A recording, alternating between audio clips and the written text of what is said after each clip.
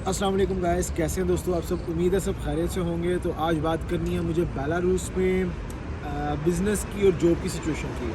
Visa पे भी बात करूंगा, लेकिन जो मेरा मेन टॉपिक है वो बेलारूस में बिज़नेस का है और जॉब का। अगर आप यहाँ पे आते हो तो आपको क्या मुश्किलात आएंगी फ़र्स्ट ऑफ़ ऑल, और अगर आप जॉब वगैरह करते हो, बिज़नेस करते हो, तो क्या अपॉर्चुनिटी है इसके ऊपर।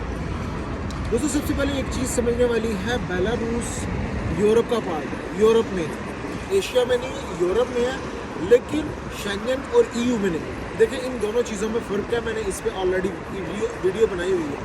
कुछ शेंगन कंट्रीज़ ईयू का पार्ट है और कुछ यूरोपियन कंट्रीज, ईयू का जो कंट्रीज़ हैं वो शेंगन में नहीं है। इस तरीके से मैंने इस पर डिटेल में एक वीडियो बनाई है, अभी वो टॉपिक नहीं है। खैर, ये यूरोप में भी नहीं है और शेंगन में भी नहीं है, लेकिन है ये यूरोप का पार्ट। ईयू में नहीं है, सॉरी, यूरोप में तो है। अच्छा, अब दोस्तों शेंगन हो गया या फिर ईयू के मेंबर्स कंट्री हो गए, उनका फुल टाइम इनकी तरफ झुकाव कह लो या फिर प्रेशराइज करना कह लो, और इनको बहुत ज़्यादा कहा जा रहा है कि आप हमारे साथ मिल जाए, ईयू में आ जाएं, शेंगन में आ जाएं। लेकिन ये शेंगन में ईयू में नहीं जाता। उसकी एक रीज़न है।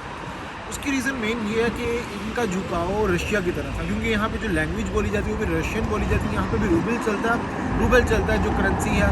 इसी तरह रशिया में भी रूबल चलता है, लेकिन उनकी अपनी अपनी करेंसी है। तो इनका सेम झुकाव जो है वो रशिया की तरफ है, लिहाजा नहीं है यूरोप की तरफ हो रहा है। अच्छा, अब दोस्तों मैं एक चीज़ बता दूँ, यहाँ पे अपॉर्चुनिटीज़ क्या है।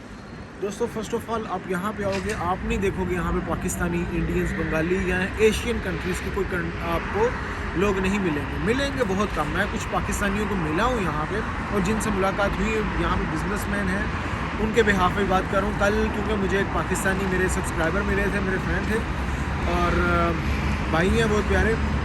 अनफॉर्चुनेटली वो वीडियो में नहीं आना चाह रहे, लिहाजा उनके बिहाफ पे मैं सारी बातें कर रहा हूँ। तो काफ़ी व्लॉग्स वगैरह देखते रहे मेरे। अच्छा, मैं एक चीज़ बताऊँ, बकौल उनके भी और मेरी ऑब्जर्वेशन के मुताबिक भी यहाँ पे बहुत सारी अपॉर्चुनिटीज़ हैं बिज़नेस की। हम लोगों ने यहाँ पे कभी आए नहीं, हमारा झुकाव यहाँ पे नहीं है। हम लोगों ने बेलारूस को ज़्यादा एक्सप्लोर नहीं किया। पहली बात है, लोगों को बेलारूस का नाम का भी नहीं पता। तो जो लोग बेलारूस के बारे में जानते हैं बहुत कम आते हैं और एक्सप्लोर करके जाते हैं। देखिए इसका मेन इशू क्या है कि जो वीज़ा हमें मिलता है वो डेटेड वीज़ा मिलता है। जो डेट्स आपने बोल देनी उसी डेट्स का मिलेगा। और नंबर सेकंड ये कि हमें होटल कंफर्म चाहिए होता, उसके बगैर हमें वीज़ा नहीं मिलता। कंफर्म होटल लेंगे, इनविटेशन होगा, देन ही वीज़ा मिलेगा। इनविटेशन के बगैर भी वीज़ा नहीं मिलेगा, लेकिन वो एक अलग टॉपिक है। वीज़ा वगैरह मैंने ऑलरेडी कितने लोगों का प्रोसेस करवाया, वीज़ा की कोई मसला नहीं है, वीज़ा प्रोसेस हो जाएगा। अच्छा, अब यहाँ पे जहाँ तक बात रही जॉब सिचुएशन और बिज़नेस की, अगर आप यहाँ पे आते हो जो मेन आपको बैरियर आएगा वो लैंग्वेज बैरियर है, क्योंकि यहाँ पे लोगों को इंग्लिश नहीं आती है अगर एज़ कम्पेयर टू रशिया में आप जाओगे बिल्कुल लोगों को नहीं आती है। अब यहाँ पे कुछ लोगों को इंग्लिश आती है, क्योंकि यूरोप का कंट्री है, कुछ लोगों को आती है, लेकिन मेन बैरियर वही है, लैंग्वेज बैरियर। आपको कम से कम रशियन लैंग्वेज सीखनी पड़ेगी, क्योंकि सबको रशियन आती है, उसके बगैर काम नहीं चलेगा। रूबल है करेंसी, और करेंसी अगर 1 रूबल हो दुबई का 1.5 दिरहम बनता है, यानी करेंसी काफ़ी अच्छी है, बड़ी करेंसी है।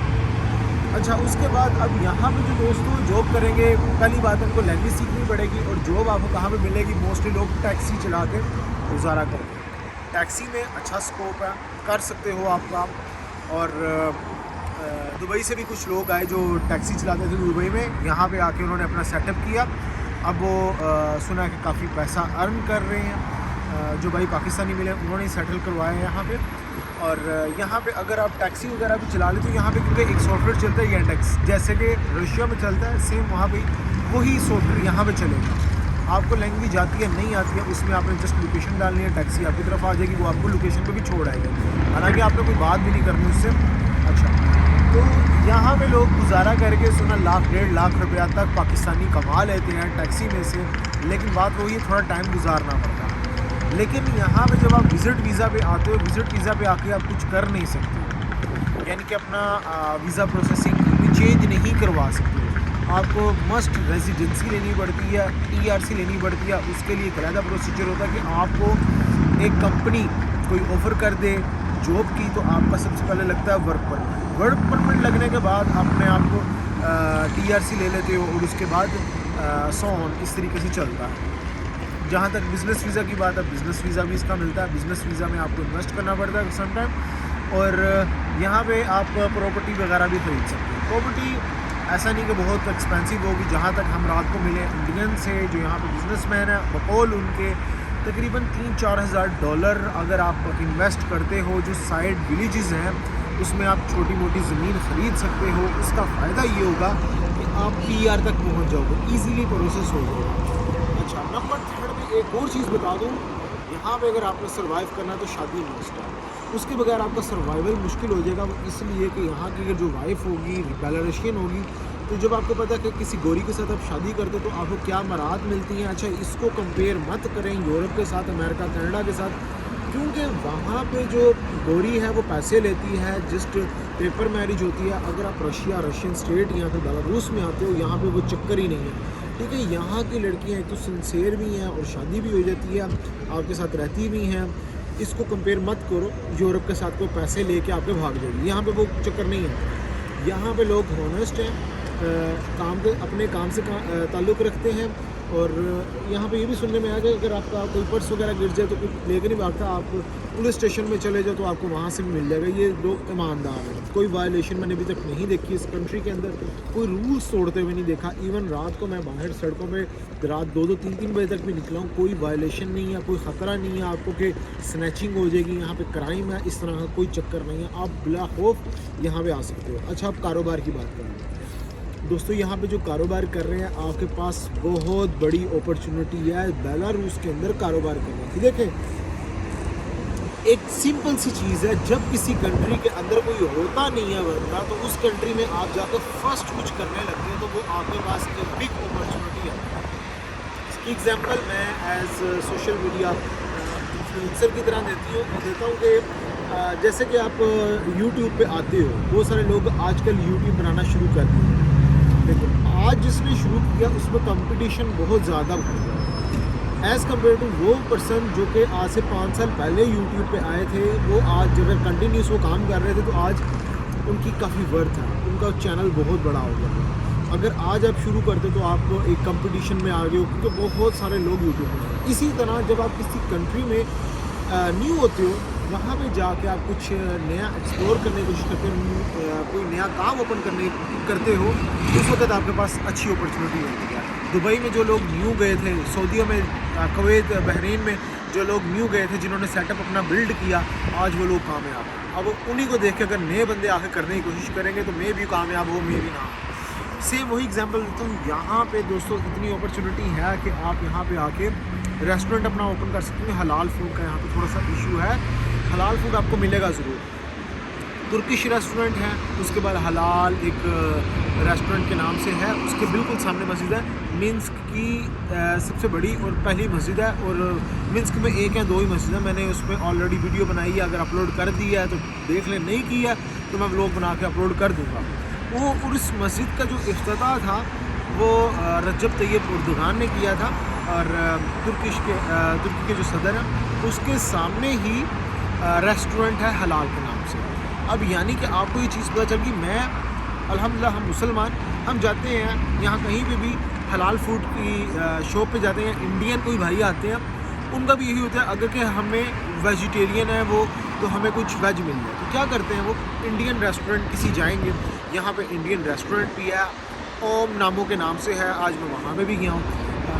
वेज है सारी चीज़ें, आपको वहाँ से मिठाई वगैरह भी मिल जाएगी, सारी चीज़ें। अच्छा, अब मुसलमान जो वो हलाल फूड की तरफ जाएंगे, जो इंडियंस वगैरह वो वेज की तरफ जाएंगे, तो यानी कि एक जो कम्युनिटी आ रही है उनको खाने पीने की चीज़ें चाहिए तो वो अपने ही रेस्टोरेंट्स में जाएंगे। इसका मतलब ये हुआ कि जिस बंदे ने शॉप ओपन की हुई है वहाँ पे उसके बारे नहीं आ रहे हैं, वहाँ पे लोग आएंगे जो मुस्लिम होंगे वो हलाल फूड फाइंड करेंगे। अच्छा, एक तो हो गया खाने पीने का सब। अच्छा, रेस्टोरेंट्स हो गए, उसके बाद यहाँ पे होटल्स का बहुत ज़्यादा काम है। लोग होटल्स में आके, हॉस्टल्स में आके, हॉस्टल्स का तो मुझे मालूम नहीं है, होटल्स में आके स्टे करते हैं, तो आप होटल्स का काम कर सकते हो, टैक्सी चला सकते हो, टैक्सी का काम कर सकते हो, उबर वगैरह यहाँ पे जो चलती हैं। और उसके बाद दोस्तों किसी भी फील्ड में, इंपोर्ट एक्सपोर्ट में आप आ सकते हो। टूरिज़म का बहुत ज़्यादा काम। देखें, जो बंदे यहाँ पे पक्के हो जाते हैं, जिनको कहते हैं पीआर वगैरह मिल गई, जिन्होंने शादी वगैरह कर ली, वो क्या करते हैं, यहाँ पे आपको एक चीज़ मालूम होगी कि भाई बेलारूस में आने के लिए इनविटेशन मस्ट है। इनविटेशन के बगैर आप नहीं आ सकते। इनविटेशन कौन भेजेगा? जो यहाँ पे जिसकी पीआर है, जो यहाँ पे पक्का आदमी है। आपने ले ली पीआर, उसके बाद आप यही काम शुरू कर सकते हो, ट्रैवल एंड टूरिज़्म का काम शुरू कर सकते हो। लोगों को इनविटेशन पे बुला सकते हो, उनको यहाँ पे मिन्स्क सिटी की पूरे बेलारूस की सैर करवा सकते हो, अपने पास रख सकते हो। यानी कि आपके पास बहुत बड़ी टूरिज़्म से ही बहुत बड़ी अपॉर्चुनिटी मैं गिनवाता हूँ आपको। सबसे पहले आपने दिया इनविटेशन, उसके पैसे लिए फर्स्ट ऑफ ऑल। अच्छा, उसके बाद आपने एक रखी pick and drop service. Airport से पिक एंड ड्रॉप सर्विस 2 तरीक़ों से पैसे कमाए। नंबर 3 पे उसको रिहाइश भी चाहिए, वहाँ पे आपने रहने के लिए कोई इनको होटल वगैरह प्रोवाइड किया है, बेशक आपका ही हो, कुछ आपका घर हो, यानी कि तीसरे तरीके से कमाया। नंबर 4, ये मैं बेसिक नीड्स की बात कर रहा हूँ, जो बेसिक चाहिए ही हर इंसान को। नंबर 4 पे क्या? नंबर 4 पे जी उसने खाना पीना खाना है, ठीक है, और एशियन होगा तो वो एशियन फूड की तरफ जाएगा, यहाँ पे आपको मिलेगा नहीं, तो फिर आप उसको जो सिलेक्टिव यहाँ पर रेस्टोरेंट है या आपके दोस्त का कहीं का भी आप रिकमेंड करते हो, वहाँ पे लेकर जाते हो, यानी कि 4 तरीक़ों से आपने कमा लिया। नंबर 5, ये ट्रांसपोर्टेशन से आप कमा सकते हो।